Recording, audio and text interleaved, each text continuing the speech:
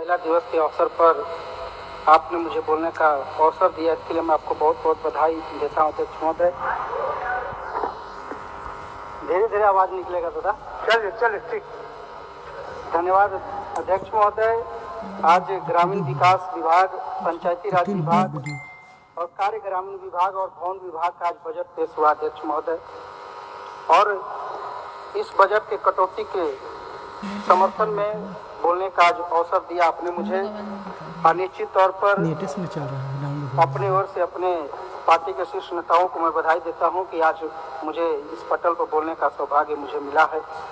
अध्यक्ष महोदय, आपने देखा होगा कि सरकार बड़ी बड़ी बात इस बजट में लाने के काम किया अध्यक्ष महोदय, और सिर्फ वो कागज कलम के माध्यम से ही वो बात हम लोग के बीच में आया अध्यक्ष महोदय।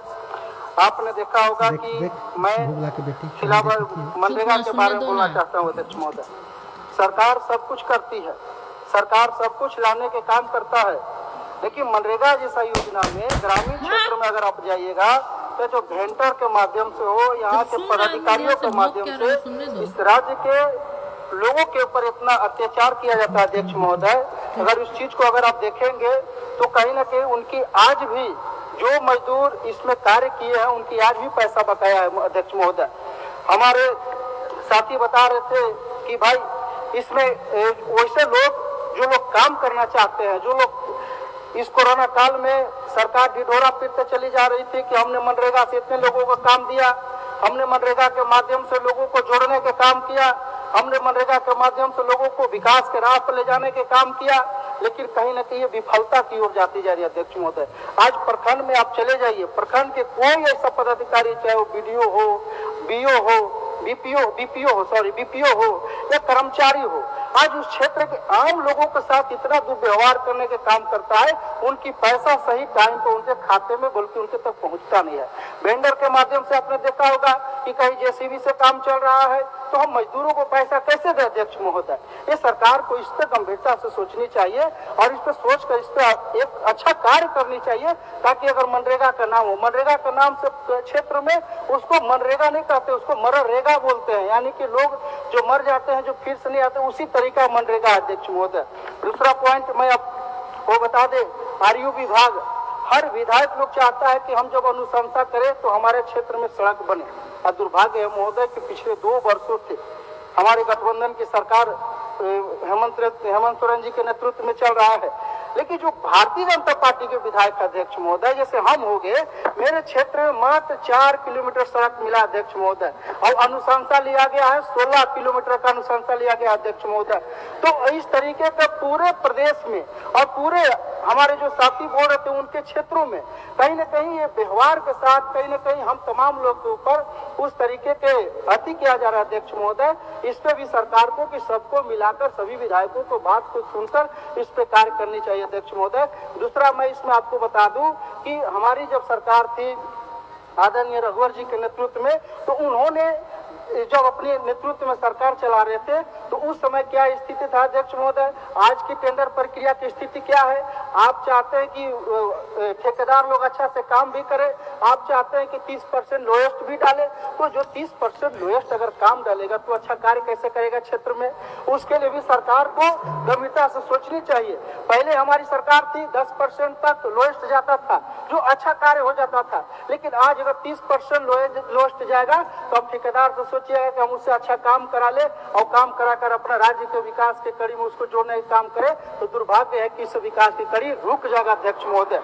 मैं आपको बताना चाहता हूँ अध्यक्ष महोदय कि आज क्षेत्र में सरकार बोल रही कि हमने क्षेत्र में पुल पुलिया देने के काम किया है, लेकिन आज तक मैं आपको बता दूं कि मेरे क्षेत्र में एक भी पुल पुलिया पिछले 2 वर्षों में नहीं मिला अध्यक्ष महोदय।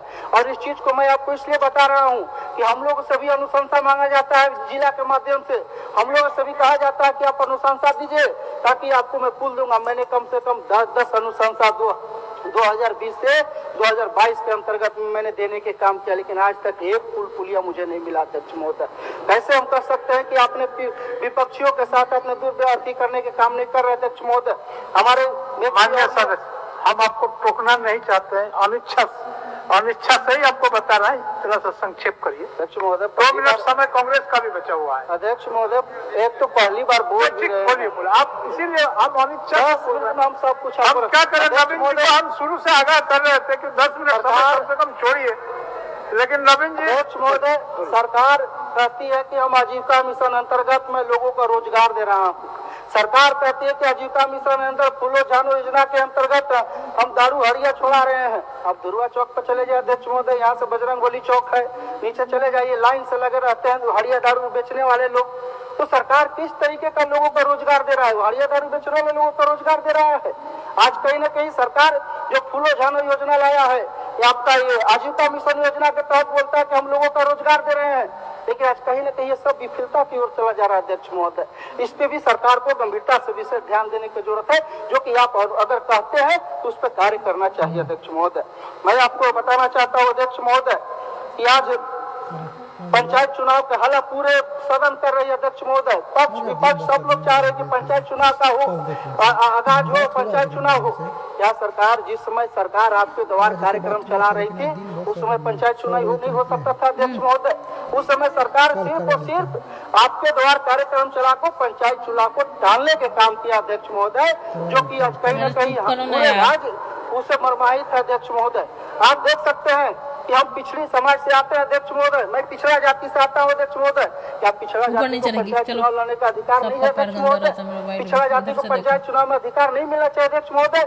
ओबीसी को 27% आरक्षण नहीं मिलना चाहिए अध्यक्ष महोदय? इस पर भी सरकार को विचार करनी चाहिए। अब पिछड़ा जाति को भी समान पूर्वक अधिकार देना चाहिए इस प्रदेश में अध्यक्ष महोदय। बहुत बहुत धन्यवाद आपको अध्यक्ष महोदय।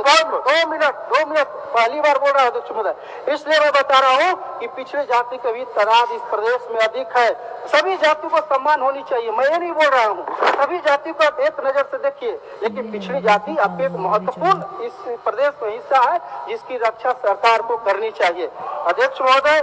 मैं आपको 2-3 चीज और बताना चाहता हूँ अध्यक्ष महोदय कि आज के प्रदेश में सरकार आपके द्वार कार्यक्रम के माध्यम से लोगों के पंचायत में लगाकर वीडियो, सीओ, कर्मचारी, जिला के उपायुक्त सारे लोग जा जाकर आपके द्वार कार्यक्रम करने के काम किए अध्यक्ष महोदय।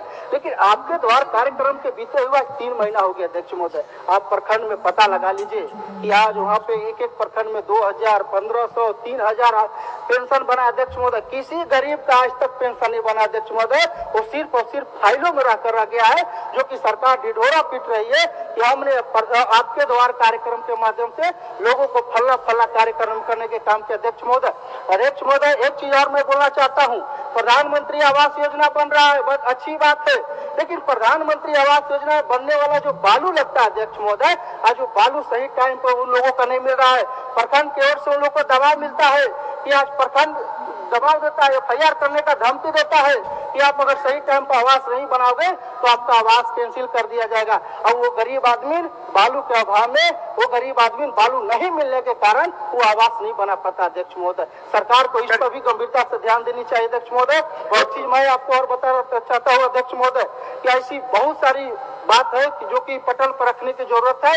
मैं निश्चित तौर पर मैं आपको माध्यम से सरकार से अनुरोध करता हूं कि हमने या हमारे विपक्ष को भी विशेष ध्यान देने के काम करें, क्योंकि आज के समय में हम उनको जितना सड़क मिलता है, हमारी सरकार थी तो जितना हमसे ज्यादा उन लोग को दिया जाता था, ये स्थिति थी अध्यक्ष महोदय। लेकिन आज कहीं न कहीं उस चीज पर आपको विशेष ध्यान देने की जरूरत है। चलिए माननीय सदस्य, बहुत बहुत धन्यवाद आपको। इरफान साहब 2 मिनट समय बचा है।